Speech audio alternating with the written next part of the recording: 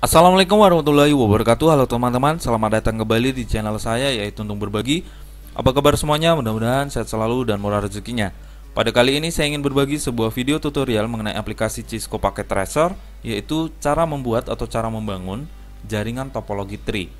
Di sini saya membuat sebuah video sesuai requestan dari saudara kita yaitu M Apip. Di sini dia menanyakan kalau bikin topologi tree pakai 5 server dengan satu server pusat anggotanya kurang lebih 50 klien, itu gimana, Bang? Yang dimaksudnya yaitu di sini terdapat 5 server. Kemudian setiap masing-masing server itu memiliki 50 klien. Jadi kalau ditotalkan kliennya itu kurang lebih sekitar 250 klien dan terdapat 5 server. Cuma di sini dia tidak menjelaskan apakah 5 server tersebut saling terhubung atau tidak. Namun nanti sketsanya saya akan buat saling terhubung. Mana tahu sesuai dengan kebutuhan dari Mr. Apip. Kemudian di sini dia meminta kita membuat sketsanya. Oke, saya akan membuatkan sketsanya dalam bentuk Cisco Packet Tracer. Dan di sini saya juga tidak mengoneksikan keseluruhan klien, namun saya mencontohkan dari salah satu klien setiap masing-masing server agar nanti M Apip tidak kesulitan untuk mengembangkan dari klien-klien seterusnya. Di sini terdapat 5 model yang saya buat, terdapat beberapa desain, nanti M Apip bisa menyesuaikan desain mana yang dibutuhkan dan bisa dikembangkan. Yang penting tidak lepas dari sistem topologi tree. Jadi alangkah baiknya kita mengetahui terlebih dahulu apa itu topologi tree. Topologi tree itu secara umum adalah perkembangan dari topologi star dan bus ya teman-teman. Jadi ini ibaratnya digabungkan untuk skala besar. Jadi topologi tree ini bisa membangun suatu jaringan dengan skala besar. Kemudian dia juga memiliki kelebihan dan kekurangan masing-masing. Kelebihannya salah satu, dia bisa membangun suatu jaringan dengan skala besar. Namun kekurangannya itu dia bisa memakan biaya yang lebih besar. Kemudian untuk memanajemen ataupun perawatan pada jaringan tersebut agak sedikit rumit.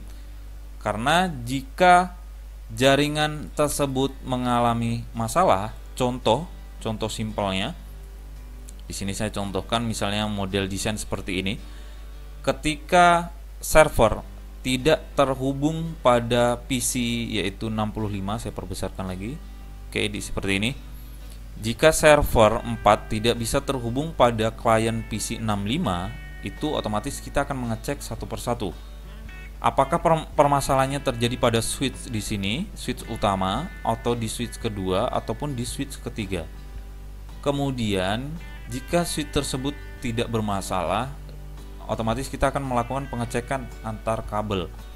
Kemudian pengecekan kembali switch ini bermasalah tidak. Jika PC 59 dikoneksikan ke server, bisa tidak mereka itu bertukaran data ataupun saling berkomunikasi seperti itu. Jika terhubung dan dapat berkomunikasi pada server antara klien 59, berarti permasalahannya bukan pada switch. Bisa jadi switch yang selanjutnya ataupun kabel pada PC 65 seperti itu. Oke, langsung saja. Di sini ada 5 model. Setiap server saya buat model desainnya berbeda, jadi M Apip nanti bisa menyesuaikan saja. Model yang pertama ini server 1, kurang lebih modelnya seperti ini, saya contohkan baru 20 klien. Kemudian terdapat 3 switch dan di sini bisa dikembangkan ya. Yang pertama ini bisa ditambah 1 switch lagi ataupun menggunakan switch ini. Tapi kalau menggunakan switch yang sudah dipakai kurang lebih 10 klien itu akan lepas dari topologi tree. Tujuan kita kan ingin membuat topologi tree. Jadi otomatis kita akan mengeluarkan banyak perangkat untuk membentuk jaringan tersebut mirip dengan pohon ataupun star yang terhubung dengan sistem topologi bus. Jadi ini perkembangannya. Oke. Kemudian ini model yang kedua, ini pada server kedua, modelnya seperti ini. Terdapat 20 klien juga dan memiliki beberapa perangkat yaitu switch ada 4 buah. Ini baru contoh 20 klien, nanti M Apip bisa kembangkan kembali. Bisa tambah lagi 1 switch, kemudian tambah lagi cabang lagi seperti itu. Yang penting tidak terlepas dari desain topologi jaringan tree. Yang bagian switch ini bisa diubah menggunakan sistem hub ya. Cuma hub terkadang hanya beberapa port. Di sini kalau saya menggunakan switch, saya menggunakan switch yang ini 2950. Saya perbesar nih 2950 ya. Ini terlihat ya 2950 strip 24. Ini terdapat 24 port. Kalau saya klik dua kali, nih teman-teman bisa lihat terdapat 24 port. Tapi kalau dalam dunia nyatanya, switch yang sekarang kalau nggak salah saya pernah lihat itu waktu saya browsing, yang terbaru itu terdapat kurang lebih 48 port. Itu yang terbaru ya. Tapi kalau pada Cisco ini saya belum jumpa yang 48 port. Ini masih menggunakan yang sistem lama yaitu 24 port. Mungkin untuk selanjutnya Cisco yang terupdate itu mungkin dia akan menyediakan 48 port switch tersebut. Kemudian kita lanjut ke desain yang ketiga pada server ketiga ya. Jadi nanti MAPIP sesuaikan saja desain yang mana yang mau dipakai, kemudian bisa dibentukkan dengan server 1, 2, dan 3, dan 4 sampai 5. Jadi bisa disetarakan ataupun berbeda-beda setiap server model desain topologi tree-nya. Yang penting tidak terlepas dari topologi tree. Oke, ini yang desain yang ke server ketiga, modelnya kurang lebih seperti ini. Ini saya hanya mencontohkan beberapa klien. Di sini satu switch mendapatkan 2 buah klien, satu switch terdapat 3 buah klien dan 5 buah klien. Di sini ada satu switch yang langsung terhubung 5 di sebelah kanan, 5 klien sebelah kanan dan 5 sebelah kiri, otomatis langsung mendapatkan 10 klien, dan juga switch ini langsung terhubung beberapa klien. Kemudian ini desain yang server 4, modelnya hampir mirip dengan server 3 ya, hanya bercabang-cabang. Jadi kalau modelnya ingin seperti pohon, yaitu dengan topologi tree yang unik, otomatis teman-teman membutuhkan perangkat banyak, yaitu antara penghubungan switch 1 ataupun hub 1 ke hub 2, switch ke 1, switch ke 2, seperti itu. Ini modelnya kurang lebih seperti ini, dan ini model yang terakhir pada server kelima. Jadi nanti saudara MAPIP silahkan menyesuaikan saja. Oke, di sini saya sudah mencontohkan beberapa klien. Di setiap satu server saya sudah contohkan untuk mengaktifkan satu buah PC, yaitu satu klien. Setiap masing-masing server saya aktifkan satu klien dengan sistem statik. Jadi saran saya untuk MAPIP membangun jaringan skala besar itu alangkah baiknya pengalamatan IP address-nya itu diatur oleh server dengan sistem DHCP secara otomatis. Jadi itu tidak akan mempersulit si saudara MAPIP, akan mempermudah untuk pemberian alamat ke kliennya, seperti itu. Jadi nanti setiap alamat IP pada klien mendapatkan IP secara otomatis. Nanti saya akan contohkan salah satu, atau MAPIP bisa menonton pada video saya yang membahas mengenai bagaimana cara membangun jaringan dengan alamat IP sistem DHCP. Oke, di sini kita tes. Di sini saya sudah menghubungkan antara PC 0 ini bisa bertukar data atau bisa terhubung pada server 1, bisa terhubung PC 0 dengan PC 20, bisa terhubung PC 0 yaitu ke server 2 dan seterusnya. Kita tes. Yang pertama, di sini saya sudah membuatkan alamat IP-nya. Jadi yang langkah pertama nanti saudara MAPIP tentukan terlebih dahulu alamat IP-nya. Jika menggunakan alamat IP dalam satu kelas, ini contoh saya kelas C ya. Ini kan 192.168.0.1, saya perbesar. Seperti ini 192.168.0.1. Jadi jika alamat ini sudah digunakan untuk server, otomatis untuk 50 klien berarti ada 51 IP. Seperti ini konsepnya. Kalkulator, oke. Jadi kan 0.1 kan udah dipakai untuk server 1. Jadi kalau 1 ditambah 50, otomatis alamat IP yang terakhir nanti akan mendapatkan posisi 51. Jadi klien pada server 1 yaitu klien ke-50 itu alamat IP-nya 5.1. 0.51 seperti itu. Kenapa demikian? Agar MAPIP nanti tidak sulit untuk memanajemen alamat IP tersebut setiap masing-masing servernya. Jadi di sini server mendapatkan alamat IP 0.1 dan di sini nanti PC 0 itu mendapatkan atau PC 1 ya. Di sini saya kasih namanya PC 0 bawaan dari Cisco. Ini bisa diubah. Ini nanti mendapatkan alamat IP yaitu nih teman-teman bisa lihat 192.168.0.2/24. Kalau kita klik, kita bisa lihat di IP configuration. Di sini teman-teman bisa lihat 2. Otomatis nanti posisi klien pada PC ke-50 itu akan mendapatkan 0.51 karena nomor satunya udah dipakai untuk server seperti itu. Dan yang di server kedua sama, tinggal dilanjutkan saja. Tadi kan kliennya 51 yang terakhir. Jadi otomatis alamat IP-nya tinggal dilanjutkan aja servernya 0.52 ataupun menggunakan alamat IP lain. Ini tujuannya saya buat berurut agar kita mudah untuk memanajemen alamat IP. Jadi kita tidak kebingungan, ini tadi di server 2 alamat IP-nya berapa ya? Seperti itu. Alamat server 1 berapa ya? Jadi nggak bercampuran. Kita mengurutkan alamat IP agar mudah kita memanajemen alamat IP address tersebut. Seperti itu. Dan seterusnya. Otomatis di sini kan kalau 52 di 52 kita tambah 52 kita tambah 50 komputer, otomatis totalnya 102. Jadi nanti klien server 2, kliennya di posisi PC ke-50, otomatis alamat IP-nya yang terakhir yaitu 102 seperti itu. Dan kita bisa tambah lagi. Di sini kita lihat di server 3, 102 kan udah dipakai pada PC klien server 2 yaitu PC ke-50. Jadi di sini otomatis 103. Dan seterusnya sama teman-teman. Oke. Pengalamatan IP. Jadi nanti saudara Apip pengalaman IP secara DHCP nanti bisa lihat di video saya bagaimana cara membangun alamat IP dengan sistem DHCP. Ini servernya saya buat alamat IP-nya 192.168.0.1. Kemudian di sini 192 di PC 0 ya. PC 0 192.168.0.2. Oke, kita testing langsung. Di sini saya juga sudah memberikan alamat sesuai yang kita inginkan tadi. Nih, 53. Karena di sini server sudah 52, jadi klien pertama pada server kedua itu mendapatkan alamat IP 0.53 yaitu 192.168.0.53. Oke, kita testing. Server ke PC 0. Oke, kita ingat PC di command prompt ya atau CMD. Di PC 1 pada server 1, PC client 1 pada server 1 itu alamat IP-nya 0.2.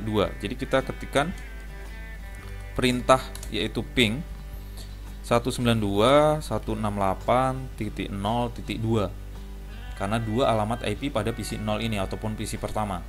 Karena 1 sudah dipakai dengan server. Kita enter. Oke, di sini ada penjelasan reply from dengan alamat IP yaitu klien PC pertama itu berhasil sudah terhubung. Kita bisa mencoba juga server 1 ke server 2. Kita lihat server 2 itu 0.52. Jadi kita tinggal ubah belakangnya 52. 192.168.0.52. Kita enter. Apakah server 1 dan server 2 sudah terhubung? Oke teman-teman, di sini sudah terhubung ya. Kemudian kita bisa coba juga dengan server ketiganya. Kita testing dulu server ke server ya. Nanti baru klien ke server ataupun klien sama klien.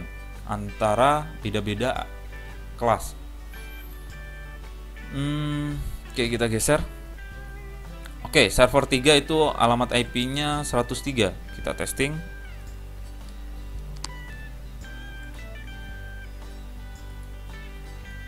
Oke, berapa ini? 103. 0.103. Enter. Oke, terhubung. Kita coba set tes di server keempat yaitu 153. Oke, saya naikkan atas. Ini alamatnya ya teman-teman, 153. Apakah server 1, ini server 1 ya, terhubung dengan server 4 nih. Oke, kita tes yang bawah ini ya, ping 192.168.0.153. Kita enter. Kalau reply from dengan alamat yang kita tuju berarti itu terhubung teman-teman. Kemudian kita tes ke server terakhir, yaitu server kelima. Apakah server 1 dengan server 5 ini sudah terhubung? Oke, kita enter. Oke, berarti 0.203 alamat IP server kelima. Oke, reply from ya, berhasil. Oke, langkah selanjutnya kita bisa testing nih. PC 71 di sini saya sudah kasih alamat IP-nya. Ini 204 ya, sesuai karena ini pada klien pertama di server kelima. 204 saya ingin testing yaitu PC 71 ke PC 59 karena 59 ini saya udah kasih alamat IP. Ini. Oke, maaf. Saya geser dulu ya. Ini PC 59, saya klik. Oke, di sini ada 154 alamat IP-nya. Kita ingat-ingat ya teman-teman, ini 154 kita tes dari PC 71. Kita klik di bagian command prompt, kita tes ping 192.168.0.154. Kita enter. Oke, reply from berarti terhubung klien pada server 5 dan klien pada server keempat, yaitu PC 59. Teman-teman bisa lihat di sini. Ini alamatnya, kalau kita klik pada bagian IP configuration, di sini alamatnya 154. Seperti itu. Jadi sangat mudah sekali ya teman-teman. Jadi kita bisa testing juga. Kita kecilkan biar mudah kelihatannya. Misalnya dari PC 71 yang ini, saya ingin coba ke server 3. Kita klik, kita inputkan ping 192.168.0.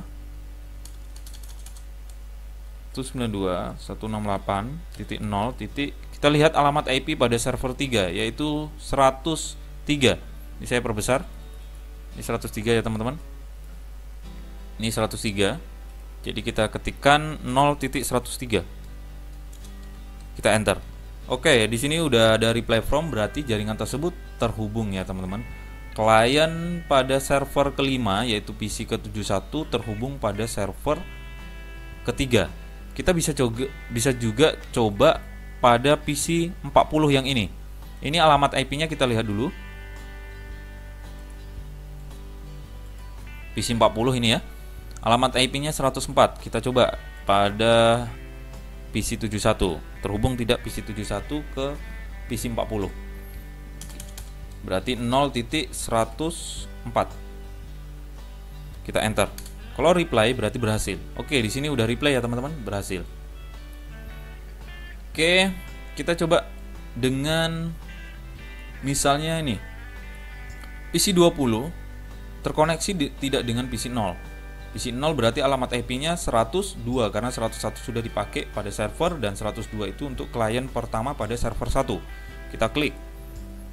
Kita command prompt, di sini saya juga sudah memberi alamatnya sesuai server 52, otomatis klien pertama akan mendapatkan alamat IP 53. Oke, saya klik, kemudian command prompt, ketikkan perintah keyword yaitu ping 192.168.0.2, yaitu untuk mengetes apakah terhubung jaringan pada PC 20 ke PC 0 atau PC pertama. Oke, reply from berarti berhasil ya teman-teman. Oke, saya rasa seperti itu ya untuk saudara MAPIP. Jadi nanti MAPIP bisa menyesuaikan kebutuhan desainnya, modelnya seperti apa, kurang lebih seperti ini. Jadi ini servernya saling terhubung antara server lain dan kliennya juga bisa bertukar data pada klien di server lain, seperti itu. Oke, modelnya kurang lebih seperti itu. Dan nanti silahkan dicoba dengan menerapkan 50 klien. Kurang lebih nanti tinggal dikembangkan aja. Ini modelnya mau seperti ini kah, ataupun pada server 1 atau server 2, atau pada server 3, 4 dan pada server kelima. Silahkan pilih salah satu desain dan kembangkan. Dan jangan juga terlepas dari topologi tree. Jadi kita tetap menggunakan sistem topologi tree meskipun akan memakan banyak perangkat, karena tujuan kita adalah untuk membangun jaringan topologi tree dan kita juga mengetahui bahwasanya kekurangan dari topologi tree itu akan memakan banyak perangkat dan biaya yang besar, membutuhkan biaya yang besar. Namun topologi tree juga akan membangun suatu jaringan yang sangat besar. Itu kelebihannya. Dia konsepnya sama seperti pohon. Kalau teman-teman ada belajar tentang matematika, itu ada turun dari pusat, turun ke bawah, dikembangkan lagi, kemudian nanti dari yang kedua tadi dikembangkan lagi, nanti bisa dikembangkan lagi, dan seterusnya seperti itu. Seperti ini. Oke, saya rasa cukup.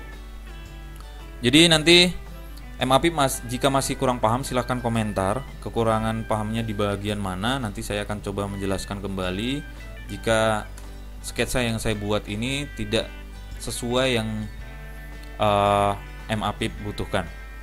Oke teman-teman, jika ada pertanyaan dan saran untuk membangun channel untuk berbagi, tinggalkan komen di bawah. Jangan lupa tekan tombol subscribe dan loncengnya agar tidak ketinggalan video terbaru. Jika videonya bermanfaat, silahkan di-share di media sosial teman-teman.